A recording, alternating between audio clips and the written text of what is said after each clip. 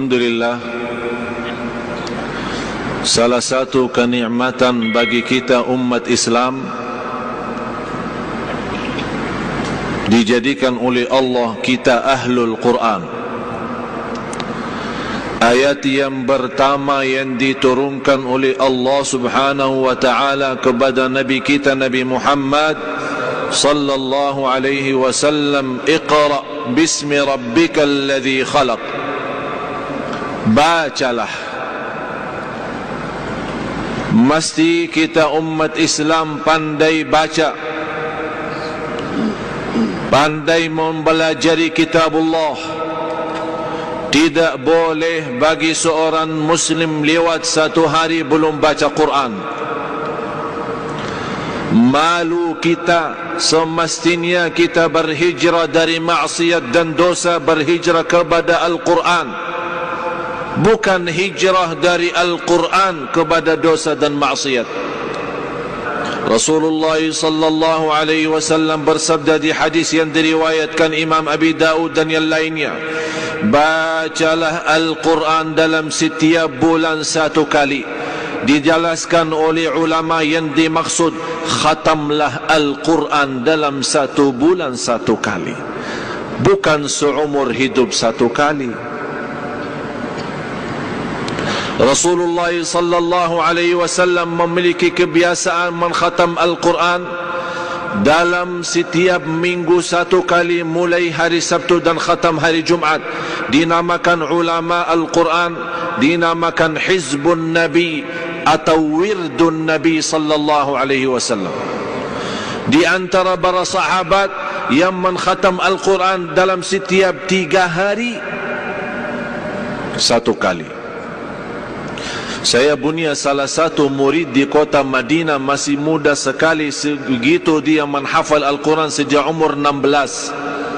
Sekarang umurnya 24.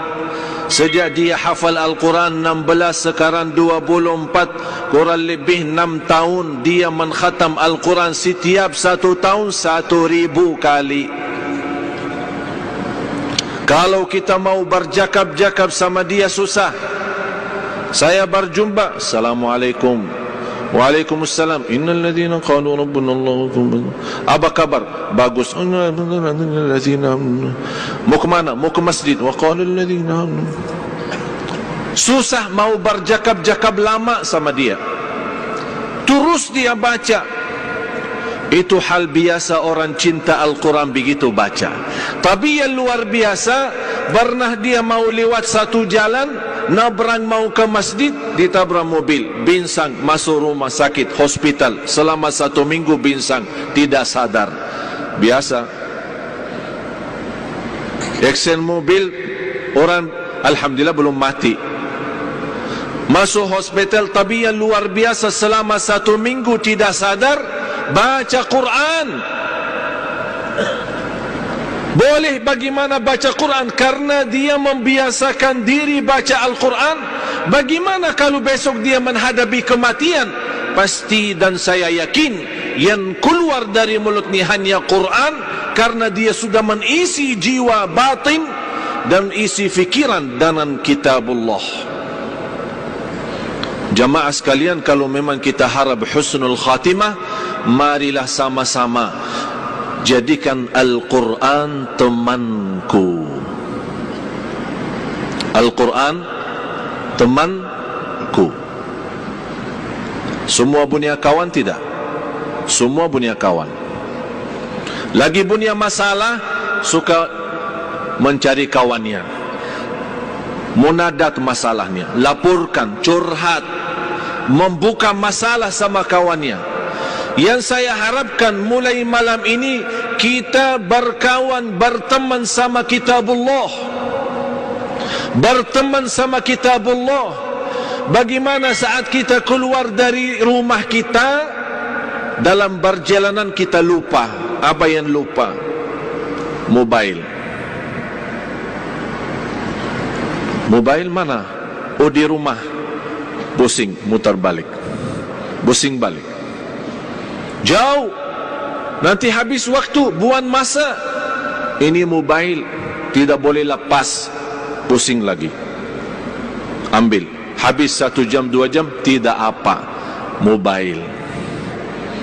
Yang saya harapkan begitu kita keluar rumah, ketinggalan kitabullah, kita pusing balik, ambil kitabullah. Mau ke mana-mana, tas kita isi Quran. Tuan-tuan bawa tas tidak?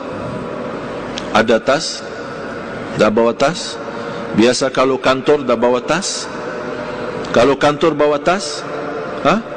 Bawa tas? Isi Quran tidak? Di sini apa? Parfum, sikat gigi, wangi, macam-macam. Quran tidak ada. Karena kita merasa Quran tidak terlalu penting. Boleh bila-bila sajalah. Tapi sikat gigi wajib. Kaum wanita, kita kembali kepada sejarah orang salih dan salihah. Bagaimana mereka menghabiskan masa sama Al-Quran. Mulai pagi harinya dengan Quran, sebelum tidur baca Quran, bangun tidur baca Al-Quran. Begitu berjalan dia baca Quran, di mana saja berada selalu membawa baca Al-Quran. Dan itulah jawaban Siti Aisyah radhiyallahu anha waktu ditanya bagaimana akhlak Nabi kita Nabi Muhammad sallallahu alaihi wasallam. Ini mesti Siti Aisyah radhiyallahu anha menjawab dengan jawaban yang singkat, memberikan kesimpulan, itulah akhlak. Kalau kita mau belajar akhlak Rasulullah, habis umur kita belum tentu selesai bahas tajuk akhlak Rasul. Tapi karena Siti Aisyah radhiyallahu anha pandai, ahli fikih, ulama, di antara wanita yang alim di kota Madinah di masa Rasul, Siti Aisyah radhiyallahu anha. Di situ dia menjawab, kalau mau tahu akhlak Rasul, jawab sederhana, akhlak Rasul akhlakul Quran. Rasulullah Quranun yamshi. Rasulullah adalah seorang Nabi Quran yang berjalan. Selalu terbentuk amalan Quran, Qurani. Bagaimana kita boleh menjadi insani Qurani, manusia Qurani? Selalu sami'na wa ata'na. Begitu mendengar firman Allah, ya ayyuhalladzina amanu, kata Abdullah bin Mas'ud, fa'ar'iha sam'ak fa innaha imma amrun tu'maru bih wa imma nahyun tunha an. Kalau anda mendengar ya ayyuhalladzina amanu, dengar baik-baik, kata Abdullah bin Mas'ud. Berikan perhatian, karena habis ya ayyuhalladzina amanu ada perintah atau larangan. Begitu kita sudah standby, kita sudah membuka hati, menghadirkan fikiran, habis ya ayyuhalladzina amanu, ya Allah, saya siap lahir batin, apa perintahmu? Sami'na wa ata'na. Itu namanya menhayati kitabullah. Begitu ada larangan, kita berhenti, menjauh dari larangan Allah subhanahu wa ta'ala. Para jamaah sekalian, tuan-tuan, puan-puan yang dimuliakan Allah subhanahu wa ta'ala, untuk menjadi ahlul Quran bukan hal yang sulit, tapi memerlukan semangat dan sungguh-sungguh, istiqamah dan rutin membaca kitabullah. Rutinkan baca Quran. Innal ladzina yatluna kitaballahi wa aqamus salata wa mimma razaqnahum yunfiqun. Orang-orang yang membaca kitabullah, istiqamah membaca Quran, mendirikan salat, wa yunfaqu mimma razaqnahum sirran wa alaniyatan yarjuna tijaratan lan tabur. Allah rahasiakan di surah 35 ayat 29 dan 30. Allah rahasiakan 3 amalan kalau kita ingin mendapatkan karunia Allah dan mendapatkan kesempurnaan pahala di dunia dan di akhirat. Innal ladzina yatluna kitaballahi wa aqamus salata wa anfaqu mimma razaqnahum sirran wa alaniyatan yarjuna tijaratan lan tabur liyuwaffiyahum ujurahum wa yazidahum min fadlih innahu ghafurun syakur. Jauh Imam Kuba lebih baik daripada saya. Pusing ya, sakit kepala ya. Kalau saya baca pasti sakit kepala. Tapi nikmat Syekh Abdul Karim, Masya Allah. Syekh Muhammad Abalagi Syekh Rayyan, kalau dengar azan suasana Madinah.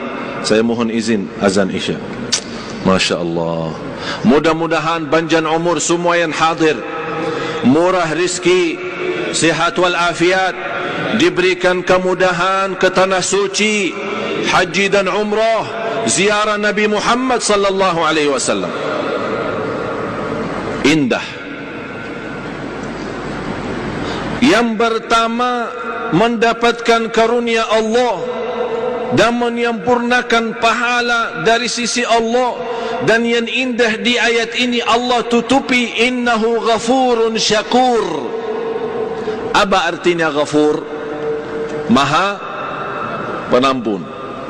Jadi kalau kita baca, kita salat, kita infak, dharma, ada kesalahan, kekurangan, Allah ampuni. Syakur artinya apa? Maha mensyukuri. Itu bahasa kita. Kalau beda arti kalau ditafsirkan dalam bahasa Arab murni. Syakur yujazi bil kathir, yujazi bil amalil qalil al ajr al kathir. Syakur adalah Allah janjikan pahala yang besar dengan amalan sederhana. Salat 5 waktu dapat pahala 50 kali salat. Macam mana kalau kita 50 salat? Boleh tidak?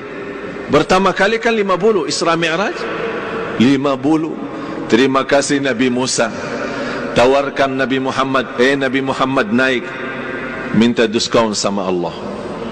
50 mana boleh, 5 saja belum beres. Macam mana 50? Mau keluar susah, mau makan susah, mau mandi junub. Mau mandi junub ya? Susah. Azan, salat, azan, salat, azan, salat. Tapi karunia dari Allah jadikan diamalkan 5 waktu tapi dapat pahala 50. Itu namanya syakur. Salawat kepada Nabi 1 kali Allah balas 10 kali. Man salla alayya marratan wahidatan sallallahu alaihi biha 10. Itu namanya maha syakur. Sekali salawat Allah balas 10. 10 kali Allah balas 100. 100 kali Allah balas 1000. Subhanallah. Al-Quran macam itu juga. 1 huruf 10 kebaikan. Boleh dengan ikhlas kita mencapai 700. Hanya baru 1 huruf, bukan 1 ayat. La aqulu alif lam mim harf, walakin alif harf, wa lam harf, wa mim harf. Alif 1 huruf, lam 1 huruf, mim 1 huruf. Alif lam mim 30. Boleh lebih daripada itu. Bismillahirrahmanirrahim 19 huruf kali 10 190. 190. Ini baru bismillah. Tuan-tuan, puan-puan, jangan khawatir, Allah tidak salah hitung. Silahkan banyak baca, banyak kita isi tabungan akhirat. Isi tabungan akhirat dalam banyak baca. Saya bagi nasihat, jangan lewat 1 hari belum baca kitabullah. Apalagi semua salat kan? Semua salat 5 waktu, dah ada yang tertinggal. Subuh bagaimana? Subuh tidur ya? Tidak ya? Jangan kita tidur, habis bangun tidur, habis waktu, ya Allah maaf ketiduran. Tidak boleh macam itu. Kalau sudah capek, sakit, teruskan tidur.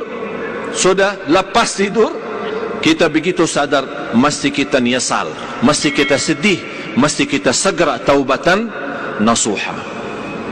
Begitu kita lagi salat, sebelum salat baca walaupun 1 ayat. Sekarang mau salat isya kan? Sama-sama. A'udzu billahi minasy syaithanir rajim. Bismillahirrahmanirrahim. Alif Lam Mim.